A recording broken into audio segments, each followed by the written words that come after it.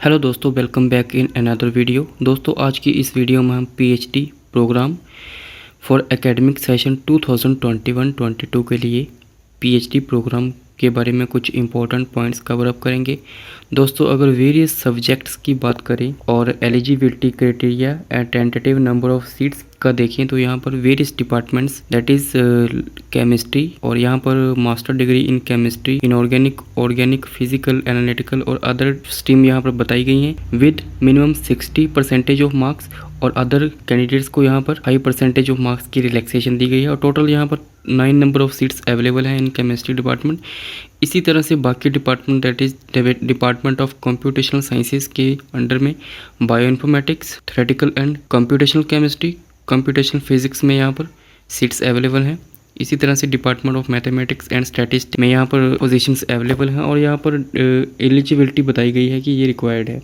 इसी तरह से फिजिक्स, बॉटनी, जूलॉजी, बायोकेमिस्ट्री में वेरियस सीट्स यहाँ पर अवेलेबल हैं। Microbiology, agri business, food science and technology, education, physical education, computer science and technology, environmental science, geology, human genetics, molecular medicine और other department में ये काफ़ी अच्छी सीट्स यहाँ पर अवेलेबल हैं। तो दोस्तों इंटरेस्टेड कैंडिडेट्स इन सब्जेक्ट्स को देखें और उसी के अकॉर्डिंग अप्लाई करें। टोटल 31 डिपार्टमेंट में ये पीएचडी पोजीशंस अवेलेबल हैं। दोस्तों अगर eligibility criteria and admission process के बारे में देखें तो यहाँ पर कैंडिडेट्स को master degree in respective discipline with 60% of marks और अदर कैटेगरीज के कैंडिडेट्स को that is SC, ST, OBC, non creamy layer, PWD candidates के लिए यहाँ पर 5% ऑफ मार्क्स की रिलैक्सेशन दी गई है।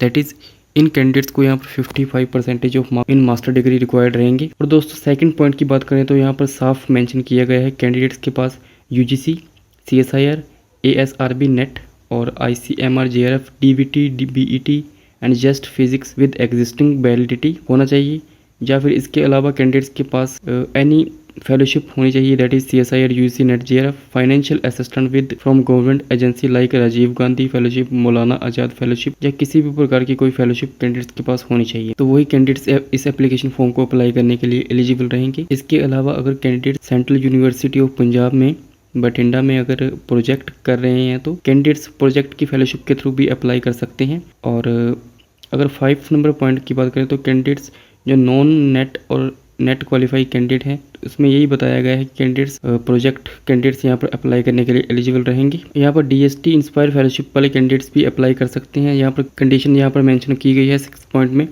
दोस्तों अगर 7th पॉइंट की बात करें तो यहाँ पर कैंडिडेट्स को एंट्रेंस एग्जामिनेशन को पास करने के लिए 50% ऑफ मार्क्स और अदर कैटेगरी वाले कैंडिडेट्स को 45% ऑफ मार्क्स रिक्वायर्ड रहेंगे। दोस्तों फर्दर डिटेल के लिए आप यूनिवर्सिटी की वेबसाइट को फॉलो कर सकते हैं दैट इज www.cup.edu.in को फॉलो कर सकते हैं।